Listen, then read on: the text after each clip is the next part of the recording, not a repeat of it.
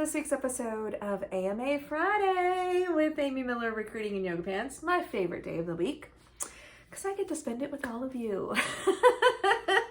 I obviously record this ahead of time, as y'all know, but I do get up early on Friday and wait patiently for y'all to watch and comment, so it's definitely my favorite day of the week. So I wanted to close the loop, hopefully, on the compensation discussion that we've been having for a few weeks now. We actually talked about salary expectations last week. There are a number of other videos. I actually have an All About Money playlist, which I will add this video to, that y'all can check out. So that is linked above. But I wanted to bring a little bit more clarity and closure into how offers are created.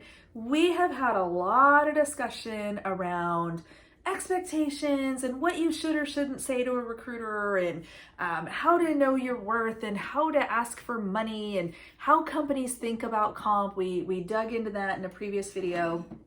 Some have equity, some have bonuses, some have both. There's a lot of different ways that we think about compensation, and it's really important to know what your potential employer is looking at. It's just critical to understand how they consider compensation, what is their comp philosophy, and what's important to them. The recruiter should be able to explain that to you in pretty good detail, because they're probably on the same comp plan as you. Unless they're third party, of course, that's a whole different discussion. So, one of the interesting things that's come out of this discussion, there was a comment, and honestly, I don't remember who exactly said this. It was on a thread on LinkedIn where, somebody was espousing, don't actually give the recruiter any information. I think the exact advice was something like, if a recruiter asks for your salary expectations, just say, make me an offer, and then smile. which is somehow supposed to soften that really horrible thing to say. No offense, pal. I mean, we've talked about this. I just don't love that. I think that's actually not helpful. But here's the thing. In that same conversation thread, where I had a lot to say, sorry, there was a discussion about ranges. And of course, it spurred a whole, several threads about transparency and why don't employers tell you, and all this kind of stuff. Somebody, I wish I knew who it was, but somebody had said something about just give everybody the top of the range or something. I should have looked it back up, but I didn't necessarily want to relive all that.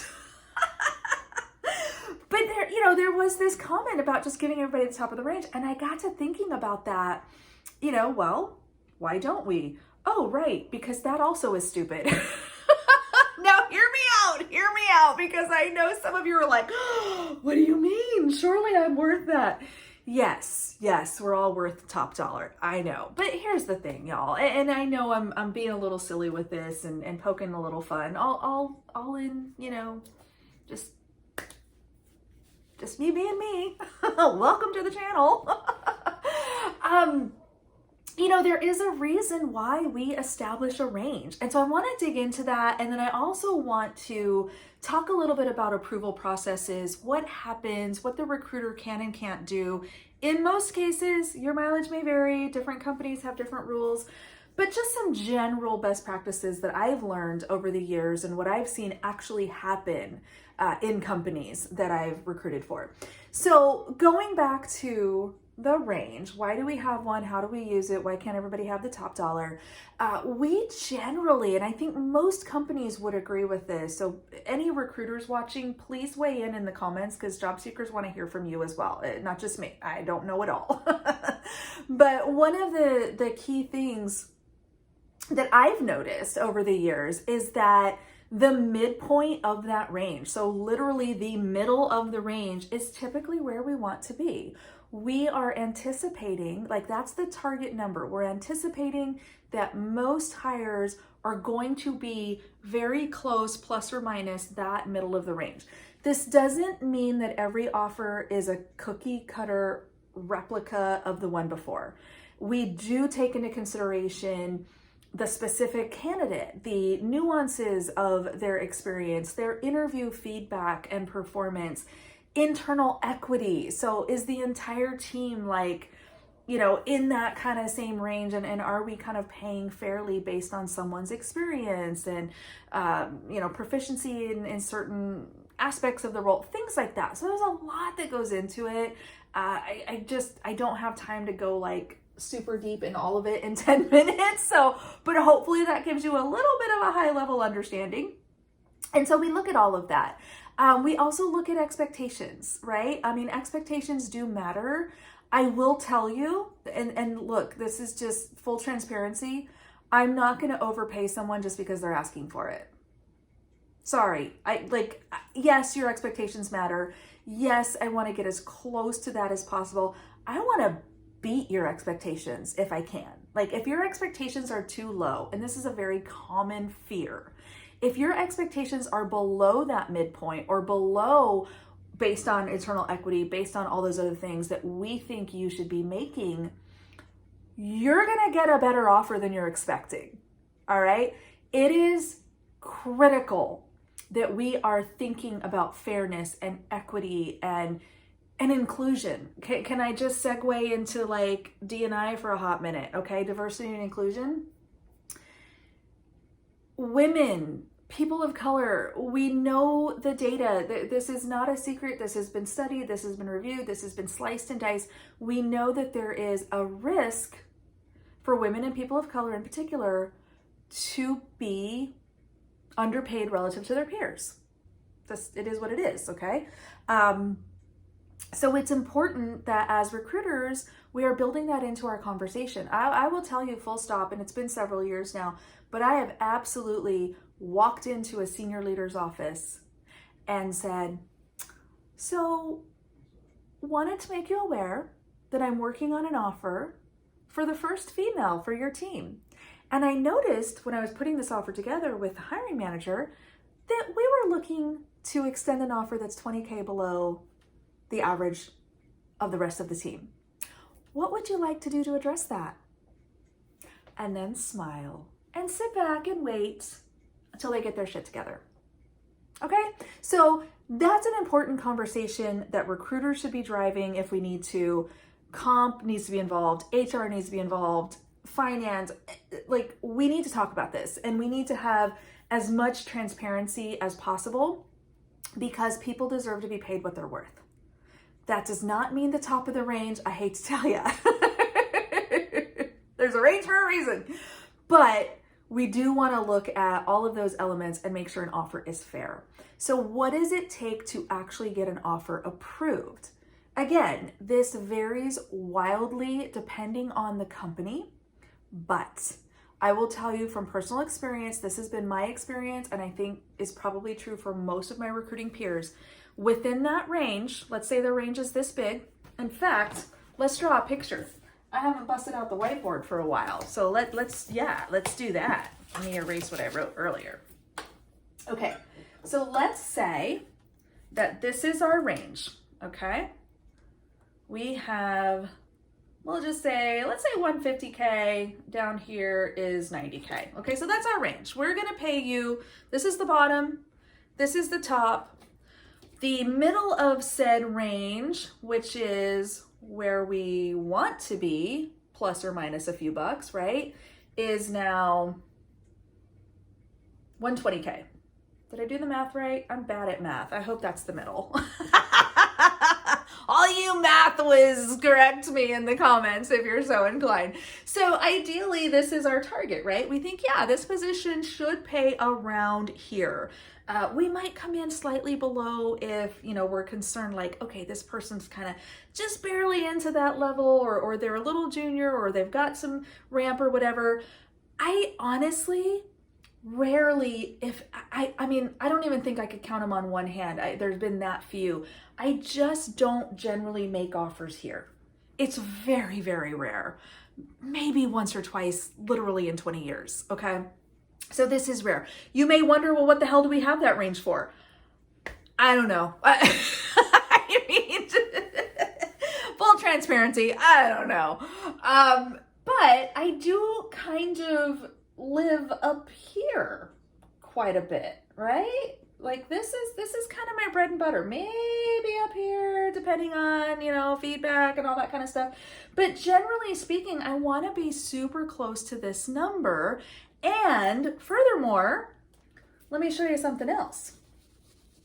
When it talks about approvals and who can actually say yes, recruiters, hiring managers typically have a very narrow scope right here. There's a little window here, plus or minus the midpoint, that we have the collective authority to make the offer. We are generally trusted to have done our due diligence, review the feedback, review the internal equity, with HR, whatever. And we, with the hiring manager or the appropriate business approvers, can extend an offer here. Sometimes there is a button click or a sanity check where other people are going to get involved. Those people are probably finance, HR, business leaders, and sometimes execs. Okay, so what happens here? The more we go out of this range, the higher in this scale that we go, the more of these people have to say yes. Okay, I definitely have worked with and often work with numbers and packages that require some additional approvals. I'm happy to do that. If the data says this is the right thing to do and this is the offer we need to make, I'm gonna do that. But understand there's some other moving pieces here that I have to get approval from. So that is one of the reasons why sometimes offers can take a little bit. One of the complaints that I get is, well, gosh, I was supposed to get an offer and it's been 3 days or, whatever. I mean, and again, your recruiter should be communicating that with you, giving you an idea of timelines, all those kinds of things. But just understand that sometimes there are steps that we have to follow, and we don't like to do it more than once. This is where going back to expectations, so tying this all up in a nice little bow, this is why we really want to know as close as possible, what is your yes number? What is the package you're going to say yes to? I don't expect you to accept verbally, ever. Full stop. Not going to do it. It's no. I personally won't accept an offer until I see it in writing. I'm damn sure not going to make you do it. Okay, that's just me. Some recruiters will try that. They'll try to tell you that's their company policy or whatever. That's up to you. You can address that however you see fit. I ain't doing it. So, but here's the thing. If you say, oh, just make me an offer, and then I make you an offer and you don't like it, then I got to negotiate. Then I got to go back. Maybe you don't like the second offer. Oh, just make me a better offer. Okay, now I got to go back. I look like an idiot. Okay, so let's just be honest with each other. Let's just be transparent. Understand that in most cases, the recruiter is working on your behalf just as much as the companies. Because ultimately, at the end of the day, recruiters are measured on their hires. If I was not bringing people to the company and getting them hired, I would be out of a job myself. So it makes sense for me to do this right, for me to do the best I can for you, for the company, for everybody involved. This should not be adversarial in any way, shape, or form. So let's work together. Let's talk about it. Let's have an honest conversation, okay? If you missed the FAQs from last week, send an email, amy@recruitinginyogapants.com, salary FAQs with an S. And the subject line, you will get an auto response that gives you a little bit more insight into what we talked about this week. But hopefully this helps. Our handy dandy whiteboard. You know I love drawing pictures even though I'm a terrible artist. Let me know what you think. Leave your comments down below. I read them all, and we will see you next week.